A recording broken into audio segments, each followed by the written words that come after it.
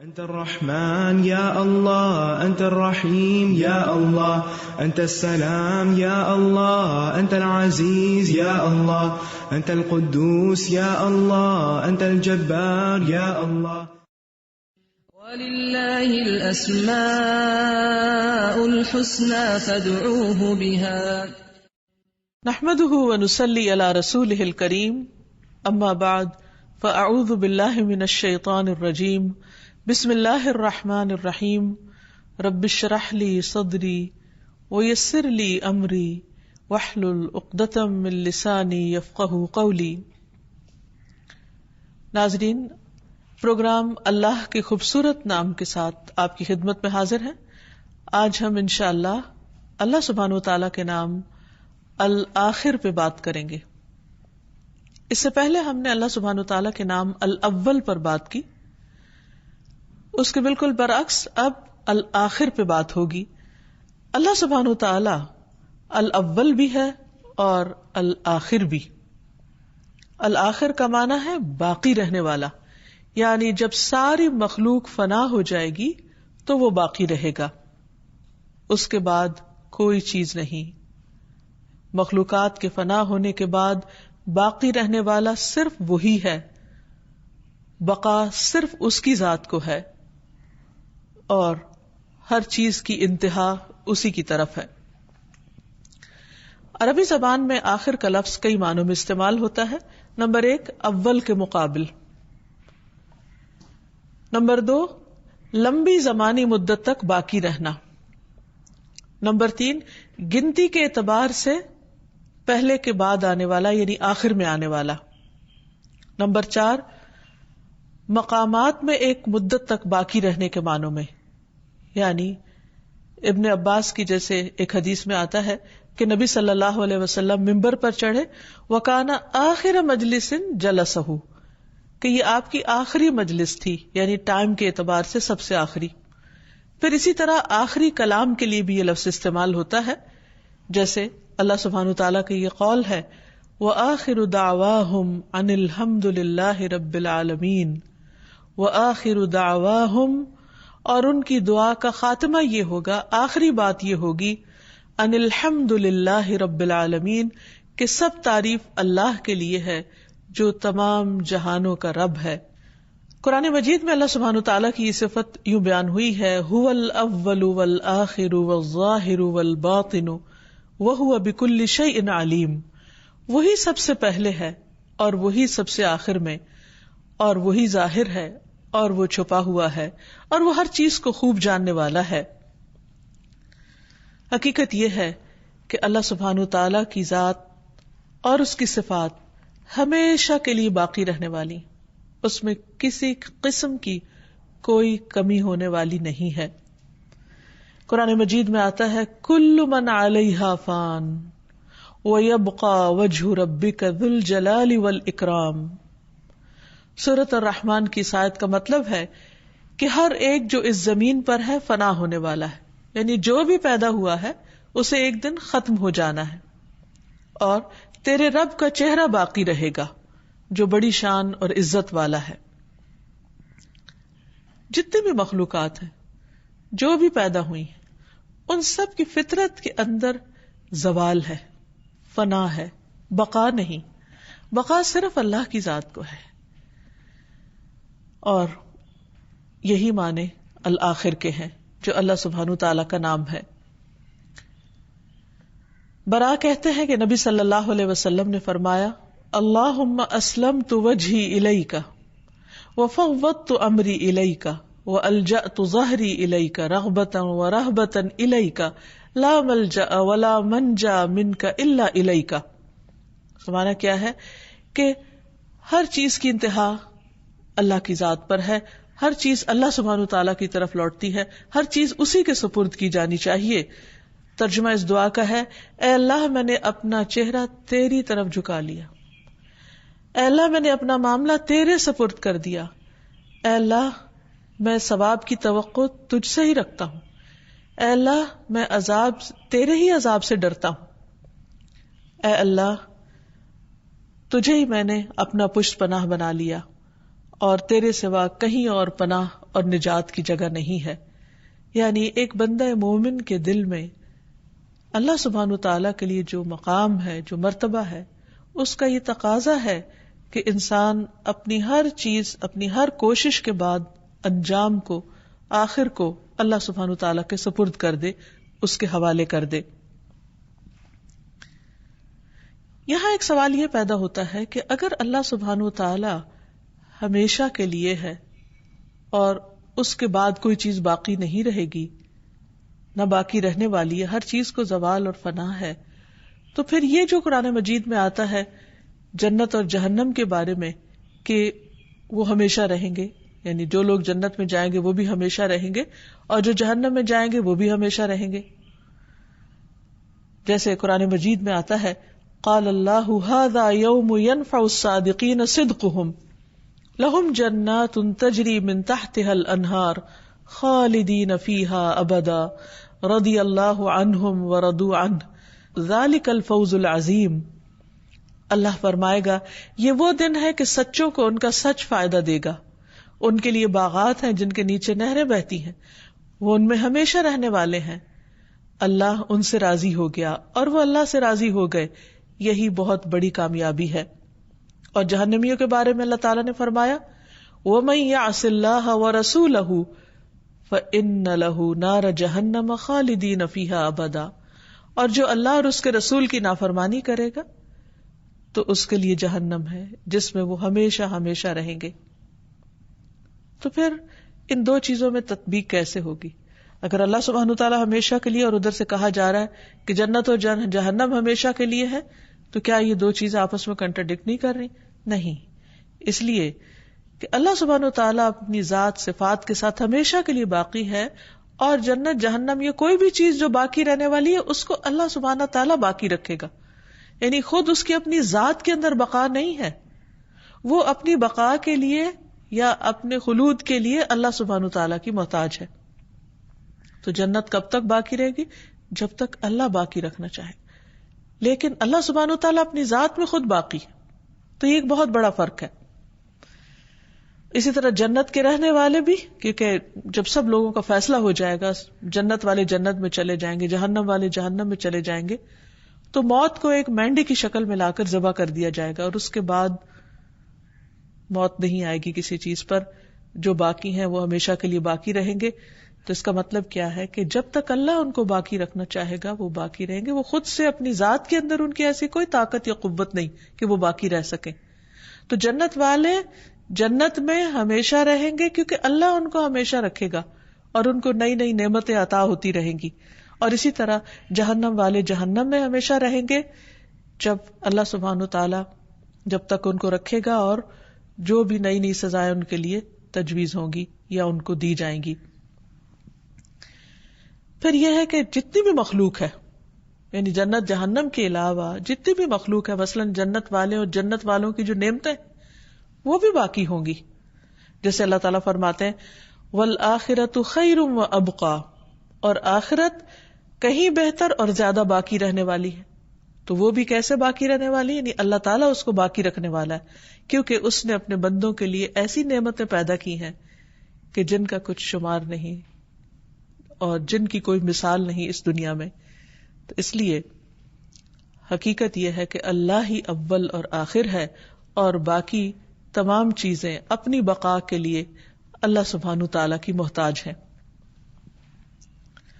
جب ایک انسان اس صفت پر ایمان لے آتا ہے، اللہ تعالیٰ کے اس نام کو پہچان لیتا ہے، تو پھر وہ بے اختیار اللہ تعالیٰ کے اس نام کے ساتھ دعائیں بھی کرتا ہے.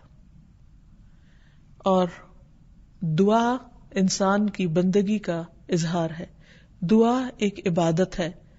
اللہ سبحانہ تعالیٰ سے ون آن ون بیس پر، بالکل پرسنل لیول پر ایک تعلق ہے جس میں اللہ سبحانہ تعالیٰ بندے سے بہت زیادہ خوش ہوتا ہے جب بندہ اس کے آگے ہاتھ پھیلاتا ہے، جب بندہ اس کے آگے اپنی عاجزی وزاری اور اپنی کمزوری اور محتاجی کا ذکر کرتا ہے اور اپنی چھوٹی اور بڑی ضرورت اس کے سامنے رکھتا ہے.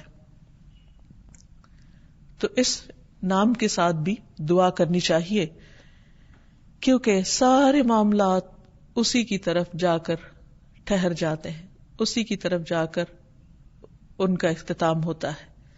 ہر چیز اسی کے سپرد ہوتی ہے، ہر چیز اسی کے حوالے ہوتی ہے، ہماری تقدیر بھی اسی کے ہاتھ میں ہے. اس لیے ہمیں اس کو پکارتے رہنا چاہیے. نبی صلی اللہ علیہ وسلم صبح و شام کی دعاؤں میں خاص طور پر یہ فرمایا کرتے تھے، اللہم بک اصبحنا و بک امسینا و بک نحیا و بک نموت و الیک المصیر. اے اللہ، ہم نے آپ کے نام کے ساتھ صبح کی اور آپ کے نام سے شام کی اور آپ کے نام سے ہم زندہ ہیں اور آپ کے نام پر ہم مرتے ہیں اور آپ ہی کی طرف لوٹنا ہے، آپ ہی کی طرف پلٹنا ہے. یعنی ہمارا انجام، ہمارا اختتام آپ ہی کی طرف ہے. اسی طرح شام ہوتی تو آپ فرماتے اللہم بک امسینا و بک نحیا و بک نموت و الیک النشور. اے اللہ، ہم آپ کے نام سے شام کرتے ہیں، یعنی جس طرح ہر زندگی کا اختتام ہے اسی طرح ہر صبح کا ایک انجام ہے، ایک شام ہے. تو اس وقت بھی ہماری شام تیرے نام پر ہے اور اسی طرح تیرے نام پر ہی ہم زندہ ہیں اور تیرے نام پر ہی مریں گے. یعنی ہماری زندگی اور موت کا مالک تو ہے اور آپ ہی کی طرف ہمیں اٹھنا ہے.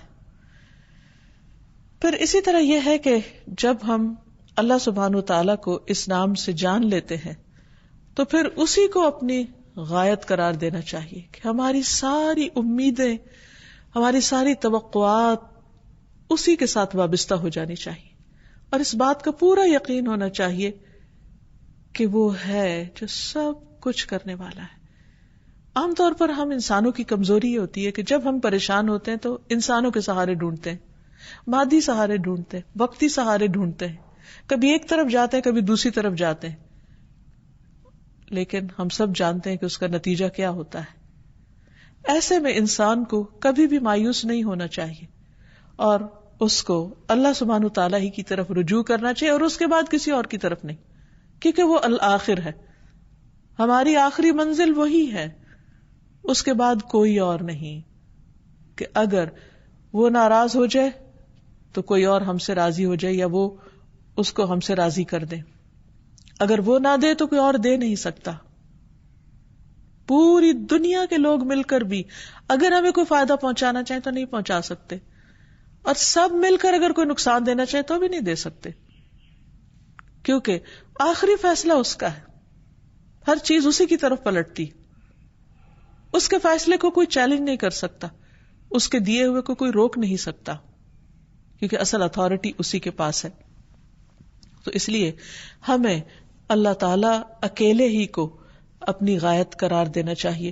ابن القیم کہتے ہیں کہ اللہ کے نام الآخر کے ساتھ اللہ کی عبادت کرنا یہ ہے کہ آپ اکیلے اللہ کو اپنی غایت قرار دیں، یعنی اپنا مطلوب، اپنا مقصود، اپنا محبوب، کیونکہ ہر چیز آخر میں وہیں جا کر ختم ہوتی ہے اور وہ ہر آخر کے بعد ہے. اسی طرح ہماری تمنا اور مراد اور امید وہی ہونی چاہیے، کیونکہ اس کے بعد کوئی اور ایسی جگہ نہیں، کوئی راستہ نہیں، کوئی ایگزٹ نہیں، کہیں بھی اور ہم نہیں جا سکتے. اور ہمیں اپنی ضرورت اور مجبوری کو اپنے رب کی طرف لوٹانا چاہیے، کیونکہ اگر ہم اپنی ضروریات اور حاجات میں اللہ سبحانہ تعالیٰ کو چھوڑ کر کسی اور کی طرف جائیں گے تو خود ختم ہونے والے ہیں. خود ان کو بقا نہیں، وہ تو خود اپنے آپ کو بھی سہارا نہیں دے سکتے، وہ تو اپنی ضروریات بھی پوری نہیں کر سکتے، وہ تو اپنی مدد کے لیے بھی اللہ کے محتاج ہیں.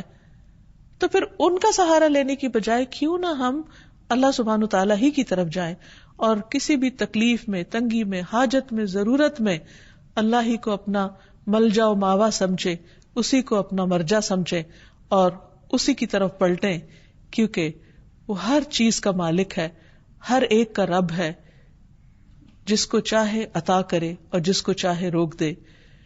انسانوں کے دل بھی اسی کے ہاتھ میں ہے، ہماری نیتوں کا مالک بھی وہی ہے، ارادوں کا مالک بھی وہی ہے. اسی لیے ہمیں یہ دعا مانگنے کو کہا گیا، ربنا لا تزغ قلوبنا بعد اذ ہدیتنا وہب لنا من لدنک رحمہ انک انت الوہاب. اے ہمارے رب، ہمارے دل ٹیڑھے نہ کر اس کے بعد کہ تو نے ہمیں ہدایت عطا کر دی اور ہمیں اپنے پاس سے رحمت عطا فرما، بے شک تو ہی بے حد عطا کرنے والا ہے. کیونکہ اگر اللہ سبحانہ تعالیٰ دلوں کو پھیر دے تو اس کے بعد، کیونکہ وہ الآخر ہے نا، تو اس کے بعد کسی کے اندر طاقت نہیں کہ وہ ان دلوں کو سیدھا کر دے، کیونکہ اس کے بعد تو کوئی ہے ہی نہیں. نو پاور، کسی کے پاس کوئی اختیار نہیں. تو اس لیے جہاں کہیں انسان کو اپنی زندگی میں کوئی خدشہ، کوئی کمی، کوئی پریشانی ہونے لگے تو اس الآخر ہی کی طرف رجوع کرے.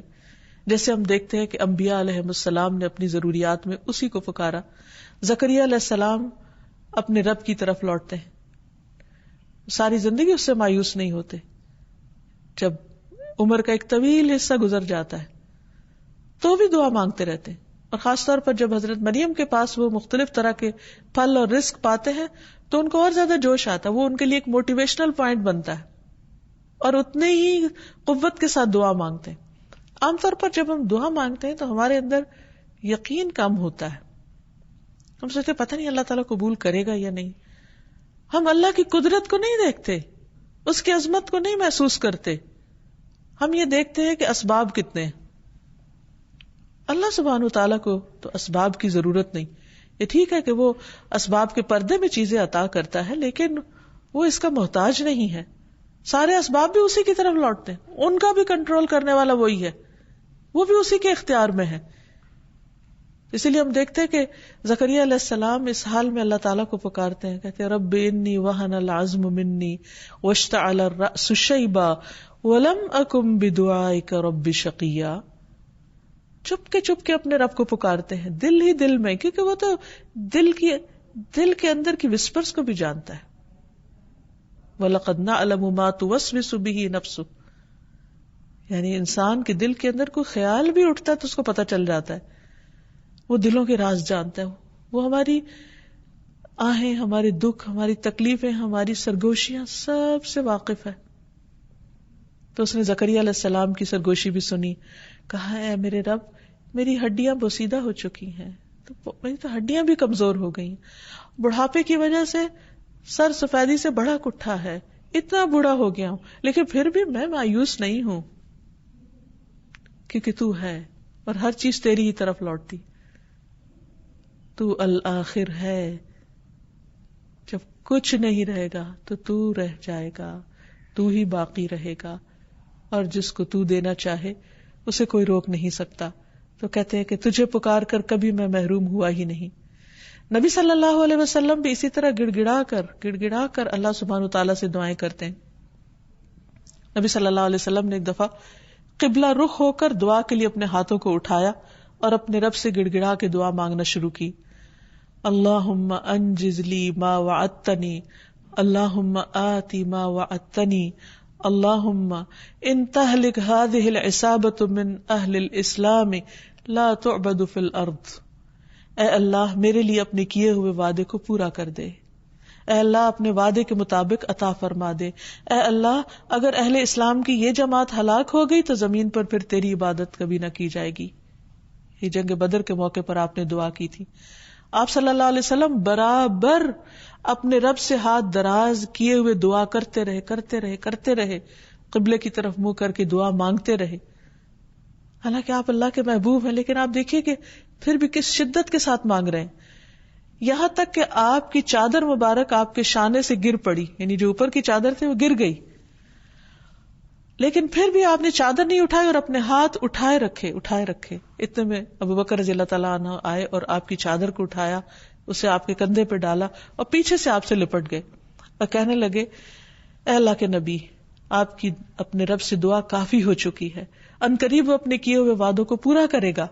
اللہ رب العزت نے یہ آیت نازل فرما دی اس وقت، اذ تستغیثون ربکم، جب تم اپنے رب سے فریادیں کر رہے تھے، فاستجاب لکم، تو اس نے تمہاری دعا قبول کر لی. انی ممدکم بألف من الملائکۃ مردفین، کہ میں تمہاری مدد 1000 لگاتار آنے والے فرشتوں کے ذریعے کروں گا. پس اللہ نے آپ صلی اللہ علیہ وسلم کی فرشتوں کے ذریعے مدد فرمائی. اور اللہ سبحانہ وتعالی ہر چیز پر قدرت رکھتا ہے. اور حقیقت یہ ہے کہ ہماری تقدیر بھی اسی کے ہاتھ میں ہے.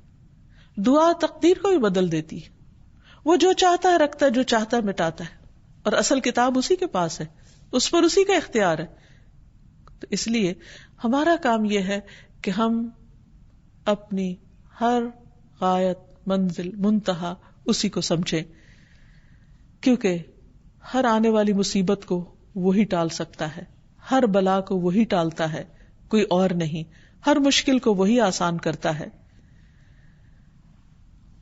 نبی صلی اللہ علیہ وسلم کو حضرت عائشہ کہتی کہ ایک رات میں نے اپنے بستر پر نہ پایا, تو میں نے آپ کو تلاش کیا کہ آپ کہاں ہیں.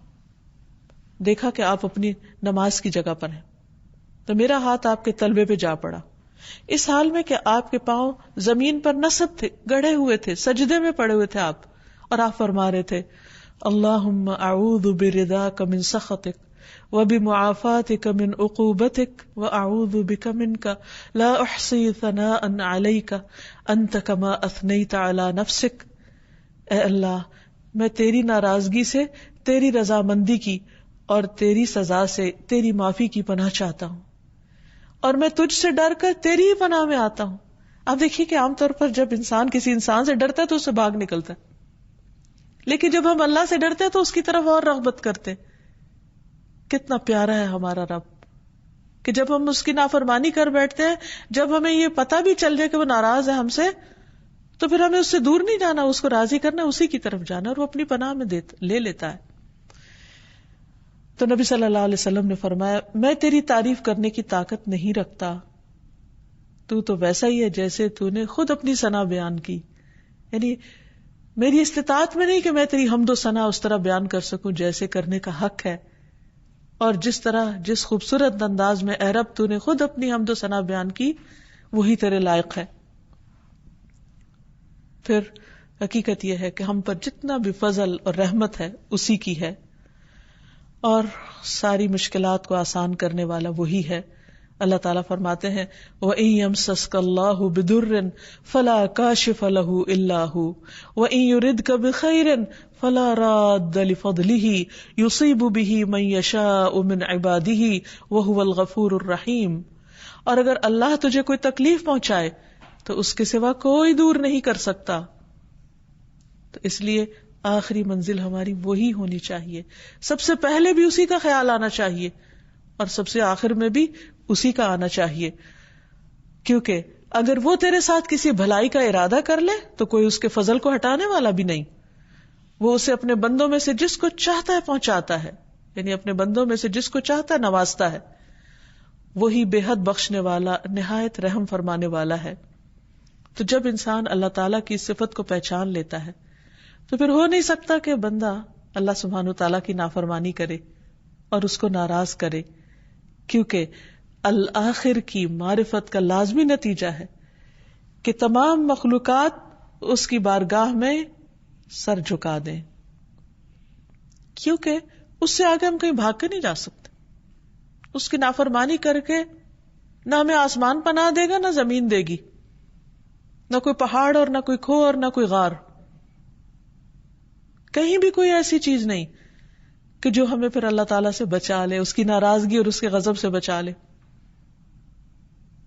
اس لیے بہت ضروری ہے کہ ہم اس نام کو پہچان کر اسی کے دامن میں پناہ لیں اور اسی کی طرف پلٹیں, اور جب اس کی طرف پلٹیں تو اس کو راضی بھی کریں اور اس کی عبادت بھی کریں, اور ہر اس کام کو چھوڑ دیں جو اس کی ناراضگی کا سبب ہے, کیونکہ اگر اس نے ہمیں چھوڑ دیا تو پھر کوئی اور ہمارا مددگار نہیں ہو سکتا. اور پھر یہ کہ اپنی ساری عبادات, اپنے صدقہ خیرات, اپنی تمام زندگی اللہ کی رضا میں گزاریں, کیونکہ اسی کی طرف جانا ہے. انا للہ و انا الیہ راجعون. ہم بھی اللہ کے لیے ہیں اور اسی کی طرف پلٹ کے جانے والے ہیں.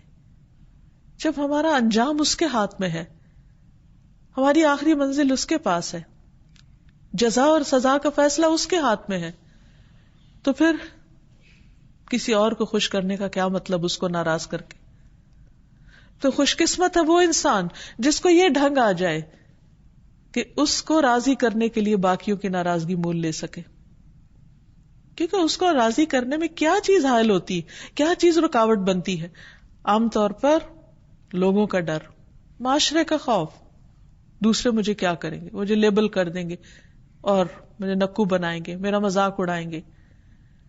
لیکن سوچے انسان تھوڑی دیر کے لیے کہ یہ سب مذاق اڑانے والے, یہ سب برا بھلا کہنے والے خود ختم ہونے والے ہیں, اور باقی تو اللہ کی ذات ہے. الآخر تو وہی ہے, آخر میں تو ہم نے اسی کے پاس ہمیشہ کے لیے چلے جانا ہے. تو ہم ان سے کیوں ڈریں جو خود ختم ہونے والے ہیں؟ ہم اس سے کیوں نہ ڈریں کہ جو ہمیشہ باقی رہنے والا ہے اور جس سے اچھے انجام کی توقع کی جا سکتی ہے. پھر یہ ہے کہ انسان اپنی نیت کو بھی درست رکھے, کوئی بھی کام کرنا ہو تو اسی کی رضا کے لیے کرے. پھر اسی طرح اللہ سبحانہ تعالیٰ سے ملاقات کے بارے میں مکمل علم حاصل کرے, کیونکہ اللہ تعالیٰ قرآن مجید میں فرماتے ہیں واتقوا اللہ واعلموا انکم ملاقوہ, اللہ سے ڈرو اور جان لو کہ تم اسی سے ملاقات کرنے والے ہو, وہاں جا کے ٹھہرنا ہی ٹھہرنا ہے, آخر وہی لگنی ہے تمہاری. دنیا میں انسان تو جتنا چاہے بھاگ لے اس سے, کیونکہ انسان کے نفس پر عبادت بڑی بھاری ہے. وہ اللہ تعالیٰ کے احکام سے چھپتا پھرتا ہے, اللہ کی عبادت سے منہ موڑتا ہے, اللہ کی رضا کی پرواہ نہیں کرتا, دنیا اس کی ترجیح ہوتی ہے. لیکن آہستہ آہستہ ہر روز اس کی زندگی کم ہوتی چلی جاتی, ایک ایک ڈراپ گرتا چلا جا رہا ہے, اور انسان اپنی موت کے قریب ہوتا چلا جا رہا ہے, اور مرنے کے بعد اسی کے پاس جا کر اس کو ٹھہرنا ہے.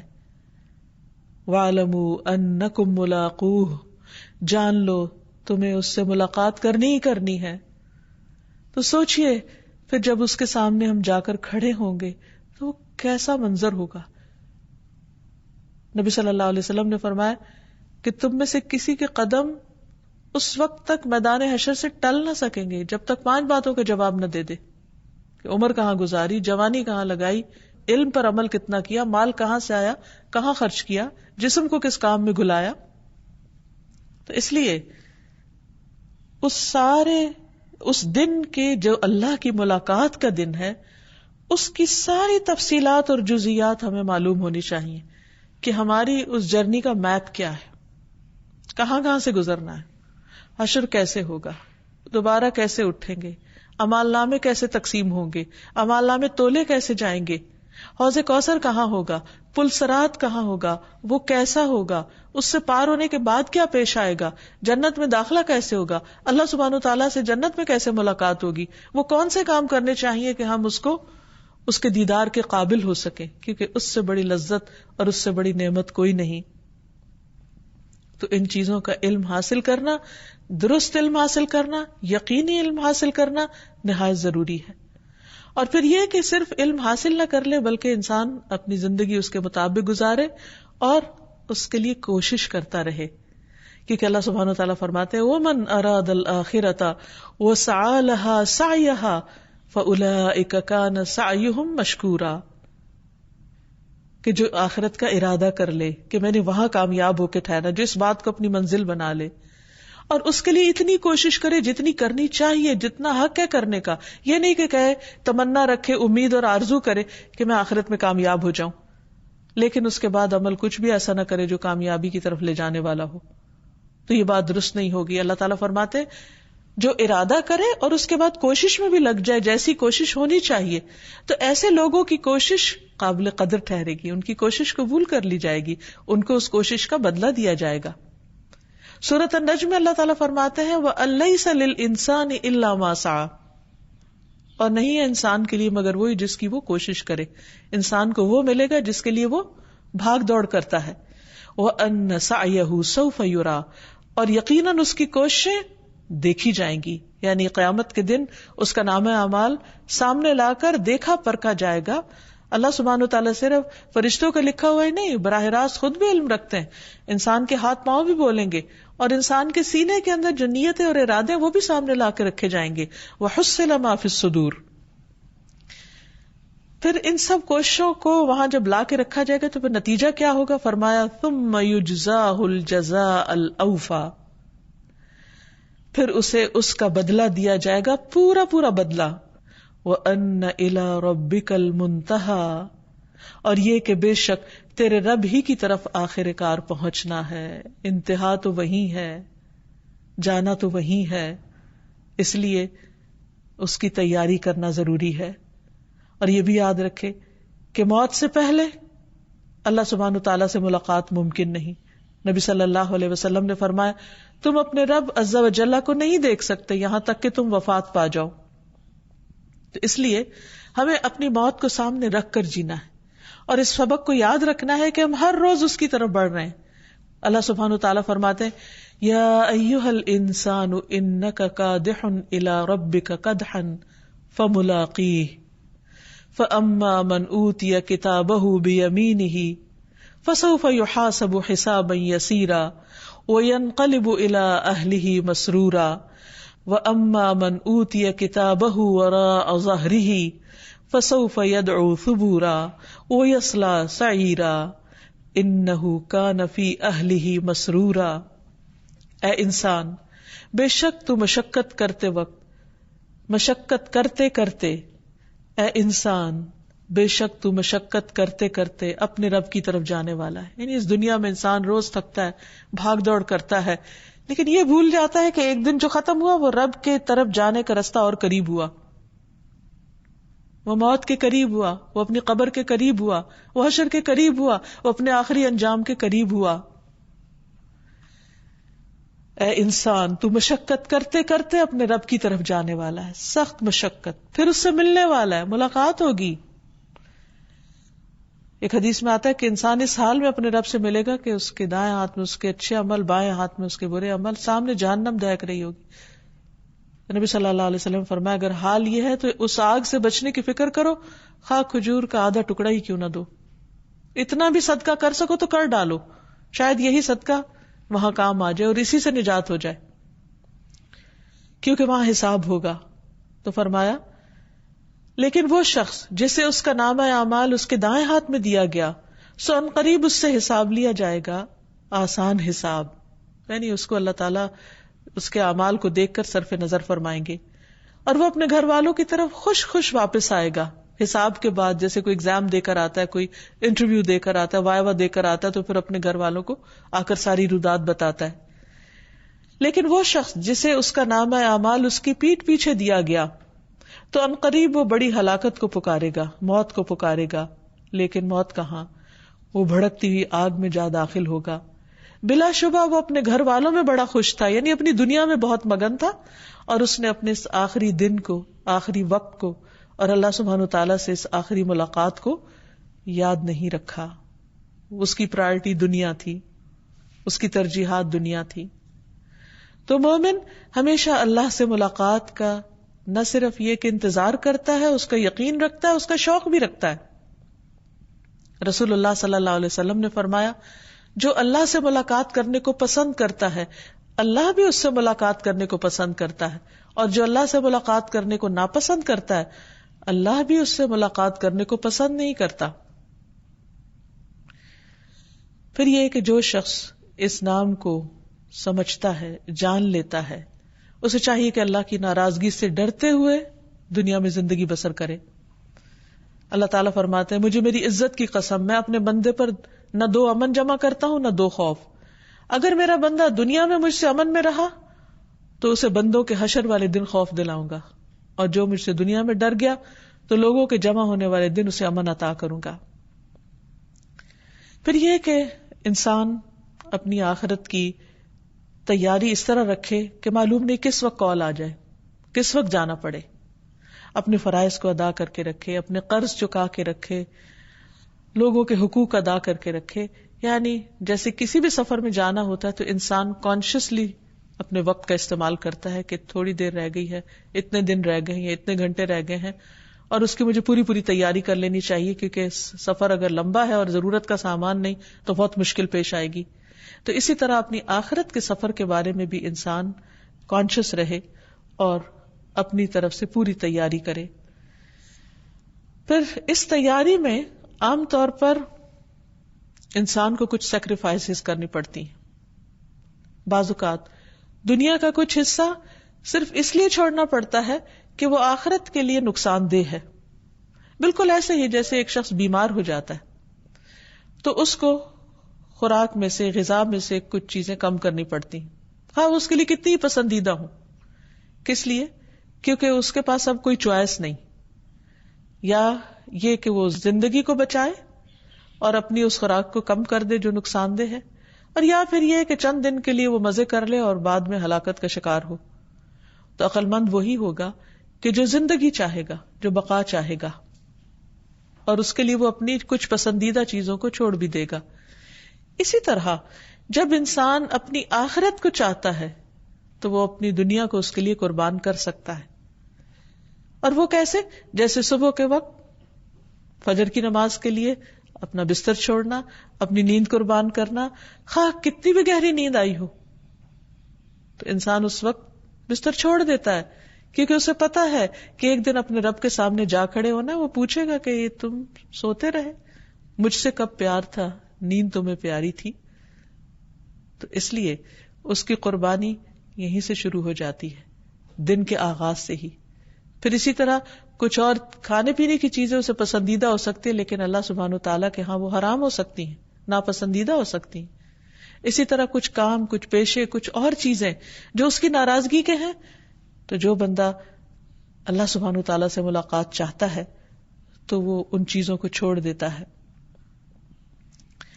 اللہ کی ملاقات کے حوالے سے نبی صلی اللہ علیہ وسلم کی ایک دعا بھی ہے، اللہم من آمن بک وشہد انی رسولک فحبب الیہ لقاءک وسہل علیہ قضاءک واقلل لہ من الدنیا ومن لم یؤمن بک ویشہد انی رسولک فلا تحبب الیہ لقاءک ولا تسہل علیہ قضاءک وکثر لہ من الدنیا. اے اللہ جو تجھ پر ایمان لایا اور گواہی دے کہ میں تیرا رسول ہوں، تو اس کے لیے اپنی ملاقات کو محبوب کر دے، یعنی اس کے دل میں محبت ڈال دے اپنی ملاقات کی، اور اس کے حق میں اپنی تقدیر کے فیصلے کو آسان کر دے اور اس کے لیے دنیا کم کر دے.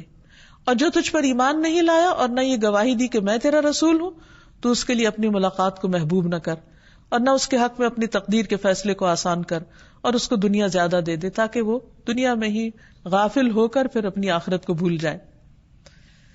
تو جو شخص آخرت میں جیتا ہے وہ نیک اعمال کرتا ہے، شرک سے بچتا ہے، جیسے سورۃ الکہف کے آخر میں آتا ہے فَمَنْ كَانَ يَرْجُو لِقَاءَ رَبِّهِ فَلْيَعْمَلْ عَمَلًا صَالِحًا وَلَا يُشْرِكْ بِعِبَادَةِ رَبِّهِ أَحَدًا. جو شخص اپنے رب سے ملاقات کی امید رکھتا ہے، اسے چاہیے کہ وہ نیک عمل کرے اور اپنے رب کی عبادت میں کسی دوسرے کو شریک نہ کرے. ایسا شخص اپنے رب کے سامنے کھڑے ہونے سے ڈرتا ہے، وہ خواہشات کی پیروی نہیں کرتا. وَأَمَّا مَنْ خَافَ مَقَامَ رَبِّهِ وَنَهَى النَّفْسَ عَنِ الْهَوَىٰ فَإِنَّ الْجَنَّةَ هِيَ الْمَأْوَىٰ. جو اپنے رب کے سامنے جواب دہی کے لیے کھڑا ہونے سے ڈرتا رہا اور اپنے آپ کو خواہش نفس سے روکے رکھا تو جنت ہی اس کا ٹھکانہ ہوگی. اس کی سوچ اور گفتگو میں فرق ہوتا ہے عام لوگوں سے. اس کا دنیا سے رشتہ عارضی ہوتا ہے اور وہ اس کو اچھی طرح سمجھتا ہے کہ مجھے یہ دنیا جلد چھوڑنی ہے، اسی لیے وہ اپنی دنیا کا سامان مختصر کر دیتا ہے تاکہ کوئی بھی چیز اس کی آخرت کے راستے میں رکاوٹ نہ بنے. پھر اسی طرح دنیا میں رہتے ہوئے فکر اس کی آخرت کی ہوتی، اور آخرت کی فکر سب سے بڑی فکر ہوتی ہے، اور اس فکر میں وہ اپنی زبان اللہ کے ذکر سے تر رکھتا ہے، کیونکہ نبی صلی اللہ علیہ وسلم نے فرمایا بہترین عمل یہ ہے کہ جب تو دنیا سے رخصت ہو تو تیری زبان اللہ کے ذکر سے تر ہو. اور پھر جب اسے دنیا اور آخرت میں چوائس دی جائے تو وہ آخرت کو اختیار کرنے والا ہو. جیسے کہ نبی صلی اللہ علیہ وسلم کو جب چوائس دی گئی تو آپ نے فرمایا اللہم الرفیق الاعلی، یا اللہ مجھے رفیق اعلیٰ کا ساتھ پسند ہے. اور پھر یہ کہ اس کی موت بھی اس حال میں ہے کہ وہ اللہ کا شکر ادا کر رہا ہو. نبی صلی اللہ علیہ وسلم نے فرمایا مومن کے ہر حال میں خیر ہے، اس کی جان اس کے دو پہلوؤں سے نکل رہی ہوتی ہے، اس حال میں کہ وہ اللہ کی تعریف بیان کر رہا ہوتا ہے، وہ اس وقت بھی اپنے رب کا شکر گزار ہوتا ہے. اور موت کے وقت اس کو کیا آواز آتی ہے، یا ایتھا النفس المطمئنہ ارجعی الی ربک راضیۃ مرضیہ فادخلی فی عبادی وادخلی جنتی. جو اپنے رب کی محبت میں جیتا ہے، رب اس کو یہ خوبصورت پیغام دیتے ہیں، اے مطمئن نفس اپنے پروردگار کی طرف لوٹ چل. تجھے اس سے ملاقات کا شوق تھا، اب واپسی کا وقت آ گیا، ملاقات کا وقت آ گیا. اس حال میں کہ تو اس سے راضی ہے اور وہ تجھ سے راضی ہے، بس میرے خاص بندوں میں داخل ہو جا، میری جنت میں داخل ہو جا. ایسے بندوں کی موت کا جب وقت آتا ہے تو فرشتے آ کے خوشخبری دیتے ہیں، فَأَمَّا إِن كَانَ مِنَ الْمُقَرَّبِينَ فَرَوْحٌ وَرَيْحَانٌ وَجَنَّتُ نَعِيمٍ. اگر وہ مقربین میں سے ہوتا ہے، یعنی اللہ تعالیٰ بھی اس سے محبت کرتا ہے، تو اس کے لیے راحت، نعمتوں والے باغ ہوتے ہیں. اور جب اسے اس کی خوشخبری سنائی جاتی ہے تو وہ اللہ سے ملنے کی خواہش اس کے دل میں اور بڑھ جاتی ہے. تو اللہ تعالیٰ بھی اس کی ملاقات سے محبت کرتے ہیں. تو اللہ سبحانہ تعالیٰ جو ہمیشہ باقی رہنے والے ہیں، ہمارے دل میں ہمیشہ باقی رہنے والی نعمتوں کی محبت ڈال دیں اور ہمیں اس کے لیے کچھ کرنے کی توفیق عطا فرمائیں. وآخر دعوانا ان الحمد للہ رب العالمین. أنت القاهر يا الله، أنت الحسيب يا الله، أنت الشافي يا الله، أنت المبين يا الله، أنت الوكيل يا الله، أنت القيوم يا الله، أنت المتين يا الله، أنت السبوح يا الله. لا إله إلا الله محمد رسول الله، لا إله إلا الله محمد رسول الله.